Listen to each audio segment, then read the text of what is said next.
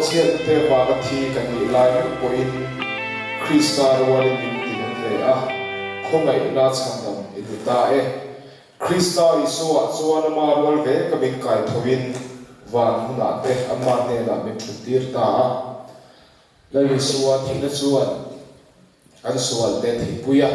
thole lali suwa Krista min ko ta a lali suwa thole ka chuan be sei na thar ring tu ta ni pe a e kan ta sai lo thi ko ni sela ani chu kan ta thole na shuai ani tu gin zinga hian athian rimoi mangte kan om mangte apak kan du'a lali suwa thole na hi kan siat pui kan lo se dilawa keini ring tu ta chon kan be sei dele kan nunin pa na punani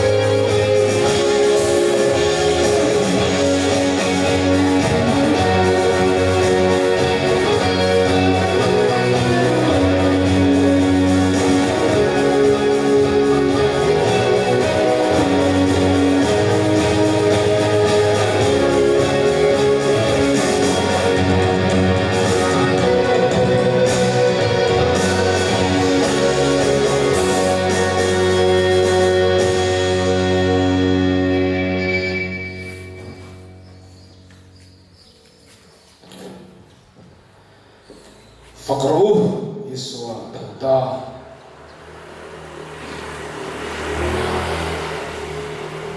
Krista Thila Thivelo the Zoan Tole Yesua Krista the Bo Kansang Nayani do not zone Patia Tuza Toy Yushuturin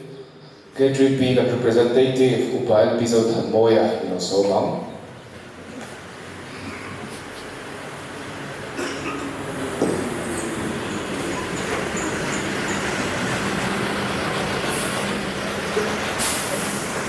Sunrise service Mangtu Zong Zong Tele Kanthom Shepatu Zong Zong Te Kanal Pai So Krista Mingin Chibai Kanbuk Nam Le Cheu Pathiam Tu Thiam Him Ilo Ngai Thamu Rom Bong Ruk Chang Kwa Krista Chu Biti Singa Ta Kai Thoi Lama Athile To Don Lo Ti Kan Tresia Thina chuan ama chunga thu anei to lo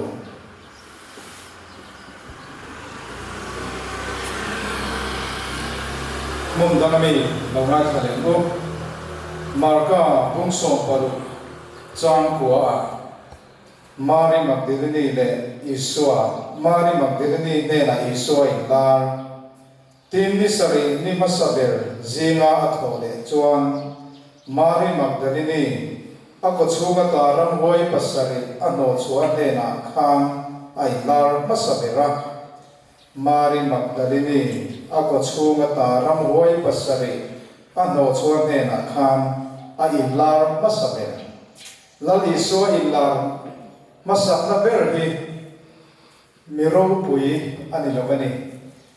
ramhoi pasari pai tidam nena lali suai ai lar masaberani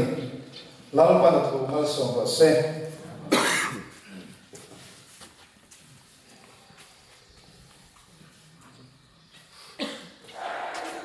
Rom ziak kan chera khan Krista chumi thi zinga ta kai thom thu kan sia kan ngai tha lali so hian thi na in thi na ane ani amak le ani helai thu hi aro queen adang lam le a thi na mangin thi na ane a thole na hian than thim chuan ne a mi zong zong ta na nun na turin thi na in tugina hian a thole ta ani lalpa chu fakin ong ro se tugina hian kan zawai tan mi zong zong tan mi suale mi borso perte tan po lali so Krista hi kai thoi na omani chu chu kan zawai tan dam na tur ani ti sia ila tugina hian in thing haramu Krista thole na hian nun nei lo ten nun kan neya kan nun na turin kan dam na turin kan thamo na turin kan thiang ni na turin Krista hi kai thoin a omani tugina hian mani din punte in en le tila kan ni phung le kan om dam te kan su du le kan nun lui te chui ke rela chuan tur em ba kan nei lo ti kan in sheve ko me mi tla kai lo te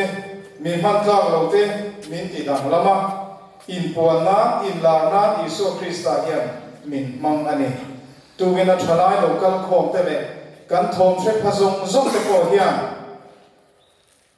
he thuro pui ta ki kan ngai to non a thain ka sia Mary Magdalene kha ram hoi pasari pai miro pui le mi chuan om ani lo ti kan sia Krista damna Krista ti damna achanga lali so Krista kha angai da me matel lo mina thei thei lova lali so Krista po khan in la nama saberatan in po nama saberatan thina ne thole kha in la na ato masabera alo changta ani tuina hian ke bi po hi in ngai to ila lali so Krista te lo hian kan dung them lali so Krista hi kan mamoem lali so Krista te lo hian kan klei thinem lali so hi kan duna hian kan da poi mo berek ti theng hian kan in ngai to apoi moi kan sia a mi tla kai lo te mi man tla lo te min ti thiang ni ma in la na le in puan na na min bang thi te hi lom na i mang u ata na in pe nga thuk zo kan nei le thei na tur ta heng la Isu Krista na thoro pui ta khomai na thoi hi ke ma nia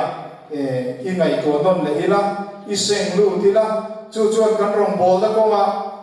kan mo phur na sang sang chang go le ti tur kan ko tla zong zong te min ti tir tu le